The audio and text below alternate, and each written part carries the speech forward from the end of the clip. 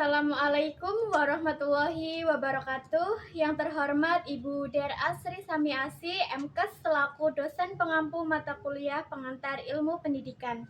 Sebelumnya, perkenalkan saya Sofia Tinur Aini, NIM 2501050214, presensi 34. Pada kesempatan kali ini, saya akan menjawab pertanyaan guna untuk memenuhi tugas ujian tengah semester mata kuliah pengantar ilmu pendidikan.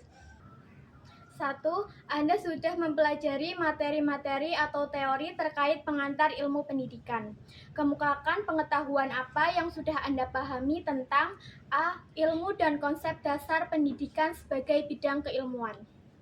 Saya memahami bahwa pendidikan merupakan salah satu cabang ilmu sosial yang memiliki objek, metode, dan tujuan tersendiri. Sebagai bidang keilmuan, pendidikan berfungsi untuk mengkaji, memahami, dan memperbaiki proses perkembangan manusia melalui kegiatan belajar. Ilmu pendidikan tidak hanya menekankan pada transfer ilmu pengetahuan, tetapi juga berfokus pada pembentukan watak, sikap, serta nilai moral yang sesuai dengan tujuan hidup manusia. Konsep dasar dalam pendidikan mencakup unsur-unsur penting seperti pendidik, peserta didik, tujuan pendidikan, alat dan metode pembelajaran, serta lingkungan belajar. Keseluruhan komponen ini harus saling berhubungan dan berfungsi secara harmonis untuk menciptakan proses pendidikan yang efektif.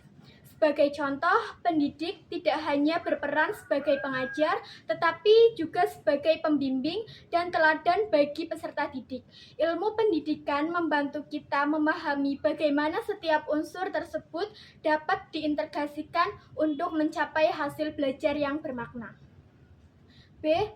Filsafat manusia dan filsafat pendidikan. Dalam mempelajari filsafat manusia, saya belajar bahwa manusia merupakan makhluk yang memiliki potensi akal, rasa, kehendak, dan hati nurani. Manusia juga memiliki kebebasan untuk memilih dan bertanggung jawab atas pilihannya. Pandangan ini menjadi dasar dalam memahami pendidikan karena pendidikan sejatinya adalah proses memanusiakan manusia. Filsafat pendidikan membantu saya memahami arah dan tujuan dari proses pendidikan itu sendiri. Melalui filsafat, kita dapat merumuskan nilai-nilai dasar dan harus ditanamkan dalam pendidikan, seperti kebenaran, keadilan, kebebasan, dan kemanusiaan. Filsafat pendidikan juga memberikan pedoman bagi para pendidik dalam menentukan kurikulum, metode, dan strategi pembelajaran agar sesuai dengan hakikat manusia dan kebutuhan masyarakat. Saya juga menyadari bahwa filsafat pendidikan di Indonesia berakar pada Pancasila yang menanamkan nilai ketuhanan, kemanusiaan, persatuan, kerakyatan, dan keadilan sosial. Artinya, pendidikan di Indonesia harus mampu menumbuhkan manusia yang beriman, berilmu, dan berkarakter sesuai jati diri bangsa.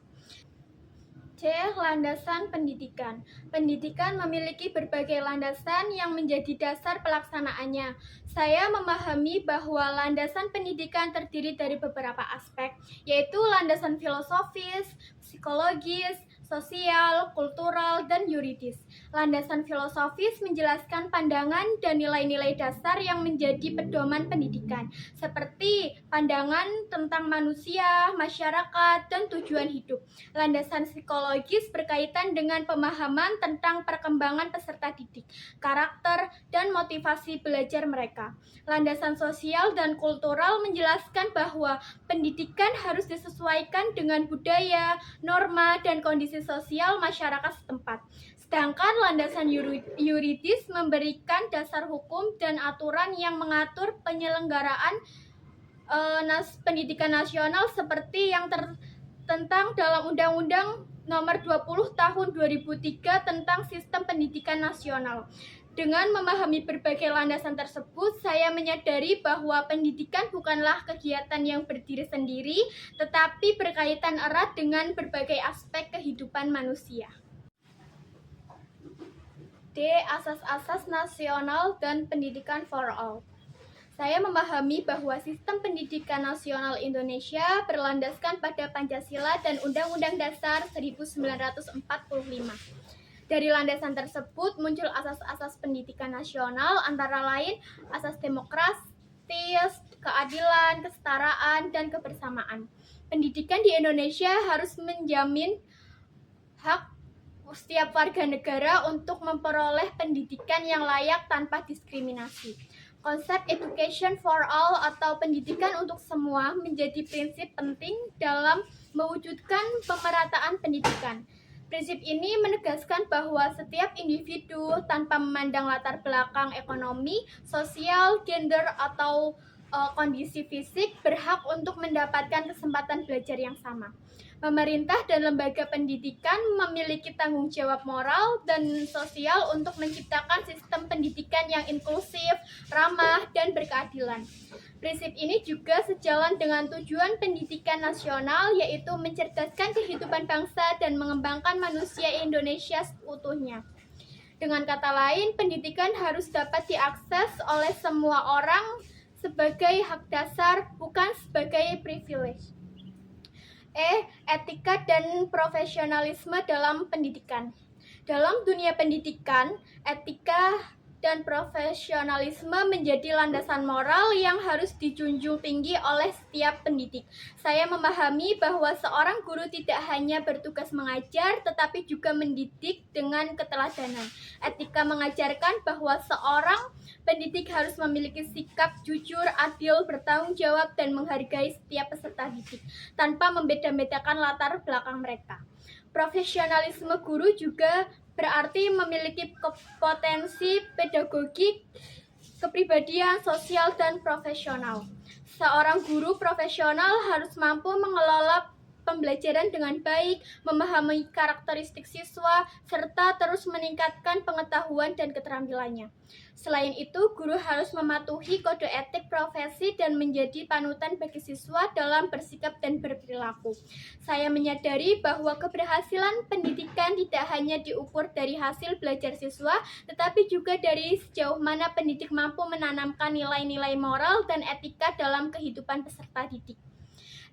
Dimensi-dimensi kemanusiaan. Saya memahami bahwa pendidikan sejati harus memperhatikan seluruh dimensi kemanusiaan manusia. Dimensi kemanusiaan meliputi dimensi intelektual, emosional, moral, sosial, dan spiritual. Pendidikannya yang hanya menekankan aspek kognitif tanpa memperhatikan aspek lain akan menghasilkan individu yang cerdas secara akademik tetapi mungkin kurang memiliki empati dan nilai kemanusiaan. Dimensi intelektual berhubungan dengan kemampuan berpikir, memahami, dan memecahkan masalah. Dimensi moral dan spiritual membentuk kesadaran etis dan keimanan seseorang. Sementara dimensi sosial mengajarkan manusia untuk hidup bersama secara harmonis dan menghargai perbedaan. Semua dimensi tersebut harus dikembangkan secara seimbang agar manusia dapat tumbuh menjadi pribadi yang utuh, berilmu, berakhlak, dan bermanfaat bagi orang lain. Melalui pendidikan, manusia tidak hanya belajar untuk menjadi pintar, tetapi juga untuk menjadi manusia yang bijak dan berkarakter. 2. Kita menjumpai di masyarakat ada orang baik dan ada juga orang jahat. Mengapa bisa demikian? Guru harus mengupayakan agar murid-muridnya ke depan menjadi orang baik. Upaya-upaya apa yang akan Anda lakukan kelak sebagai guru agar murid-murid Anda menjadi orang baik? Uraikan. Dalam kehidupan masyarakat, kita sering menjumpai orang yang berperilaku baik dan ada pula yang berperilaku jahat. Hal ini terjadi karena perbedaan lingkungan keluarga, pendidikan, pergaulan, serta pengaruh media dan budaya sekitar. Bagi saya, tugas seorang guru adalah mengarahkan murid agar tumbuh menjadi pribadi yang berkarakter baik. Sebagai calon guru, saya akan berusaha membentuk murid-murid saya agar menjadi orang yang berakhlak mulia melalui beberapa upaya berikut. Pertama, saya berusaha menjadi teladan bagi murid-murid saya. Guru harus menunjukkan sikap jujur, disiplin, dan bertanggung jawab karena anak-anak belajar lebih banyak dari contoh nyata daripada sekedar nasihat.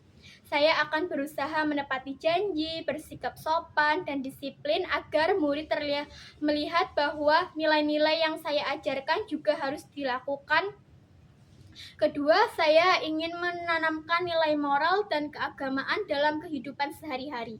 Saya akan membiasakan murid berdoa sebelum dan sesudah pelajaran, berbicara dengan sopan, serta menghormati sesama. Jika ada yang berbuat kurang baik, saya akan menasehati dengan cara yang lembut agar tumbuh kesadaran dari dalam diri mereka.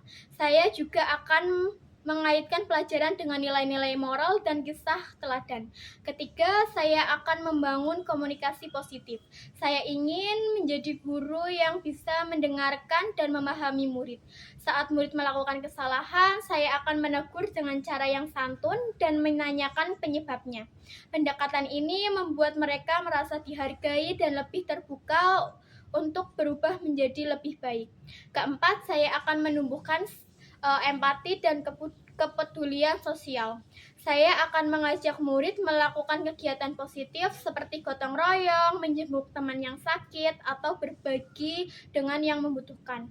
Dari kegiatan sederhana ini, mereka belajar arti kepedulian dan kebaikan terhadap sesama.